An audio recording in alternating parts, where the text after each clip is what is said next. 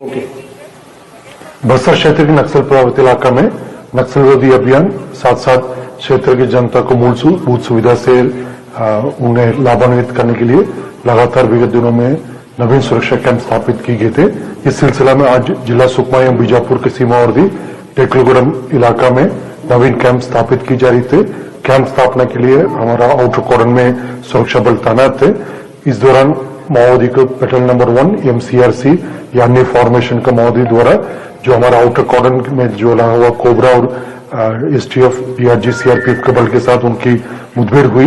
मुठभेड़ में हमारे जवान द्वारा काफी मुंहतोड़ जवाब दिए गए थे।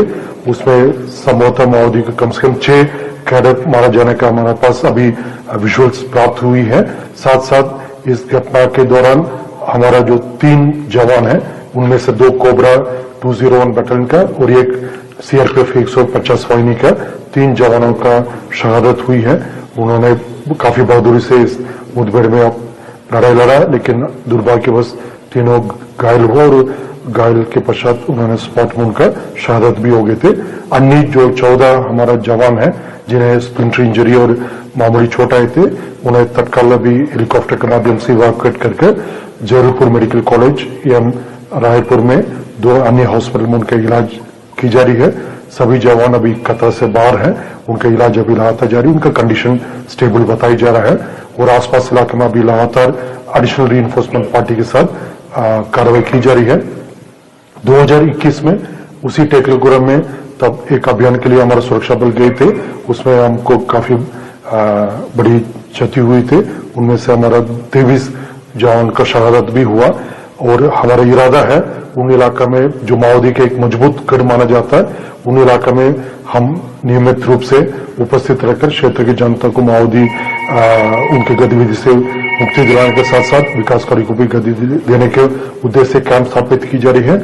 आज का एक घटना के बावजूद हमारा इरादा मजबूत है, हम पीछे नहीं हटेगा। वो कैंप यथावत स्थापित रहेगा और आने वाले समय में और मजबूती से माओवादी के खिलाफ लड़ाई लड़ने के लिए ये कैंप एक महत्वपूर्ण भूमिका निभाएगा। तीनों शहीद जवान को हम नमन करते हैं, उन्होंने काफी बहादुरी से इस लड़ाई लड़ा है। जनता के हित में जो हमारा सभी कैंप स्थापित की जा रही है उसमें हमारा पूर्व में भी काफी नुकसान हुआ, लेकिन आज जो घटनाक्रम हुआ उसमें हमारा सभी जवान ने काफी बहादुरी से लड़ाई लड़ा है और हम उनके ऊपर गर्व है। उन तीनों जवानों की शहादत को हम नमन करते हुए उनकी बलिदान को व्यर्थ नहीं होने देगा।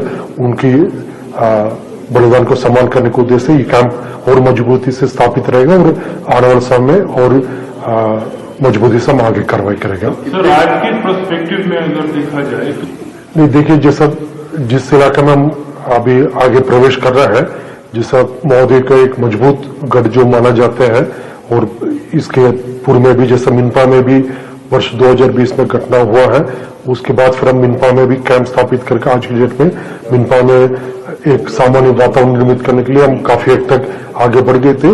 और जैसे माओवादी का टेकलगुड़म हो या अन्य जो भी उनके स्ट्रांग इलाका है उनमें हमारा इरादा मतलब उसको उनकी कब्जे में नहीं रहने देगा।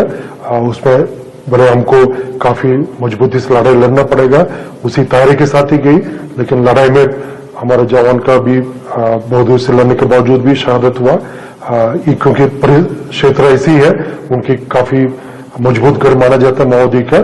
हम की पूरा तैयारी के साथ गए थे, लेकिन उसके बाद इस बार शहादत होने के बावजूद भी हम पीछे नहीं हटाए।